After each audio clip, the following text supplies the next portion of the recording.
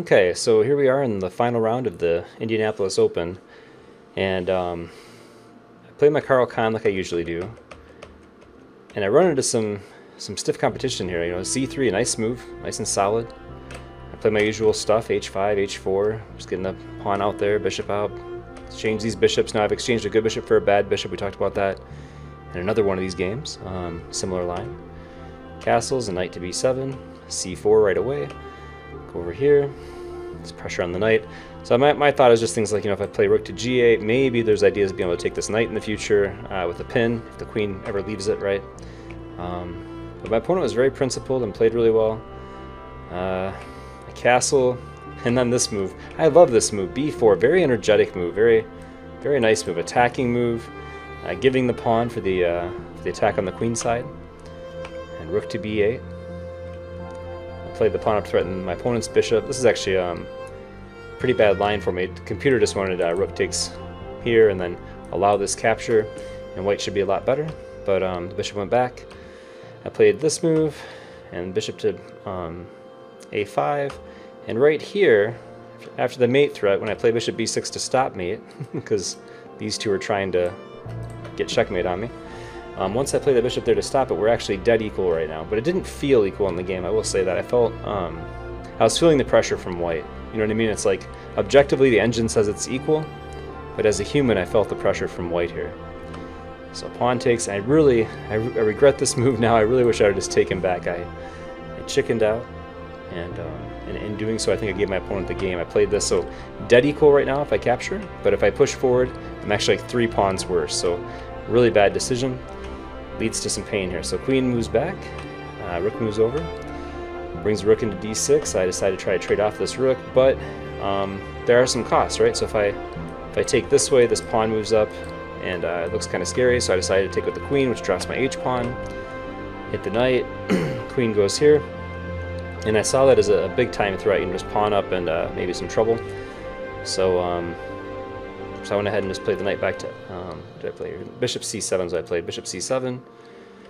But I needed knight to f8, but both are losing. White's way ahead here. I've gone wrong with the f5 move, and now, yeah, you can see returns back with that same threat. So it comes back with the same mate threat. Very pretty.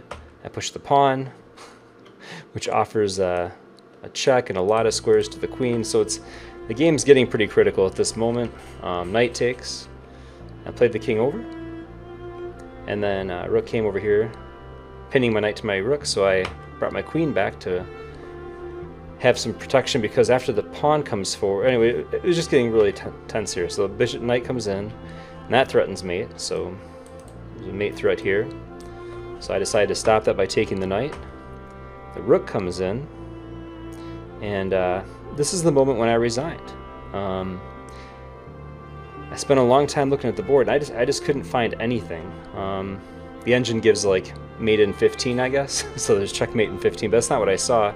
The biggest problem that I saw was this pawn can come forward, introducing the bishop on my king, and that discovery, everything I tried to do, somehow that discovery was the end of me. Like, so let's look at some lines. Like if I played, like, you know, knight takes, let's say like knight takes pawn, you guys might be thinking that was an idea, right? Well, if I play knight takes pawn, rook takes rook check, queen recaptures, bishop takes knight, so that doesn't do it.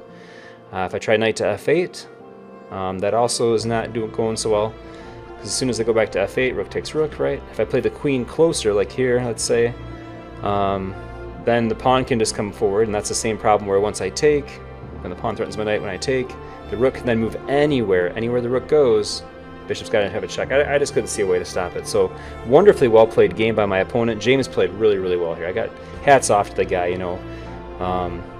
My not capturing e5 definitely hurt me a lot in the game, but once I didn't do that, definitely came racing through with the win. So wonderful game. And then also I should mention too, in this position, like all the king moves are really bad too. If I try like bringing the king in, it doesn't work because the queen can actually just come right in and chase me away. So she'd check and then just freely take the knight. So really good game. Tough position in the end.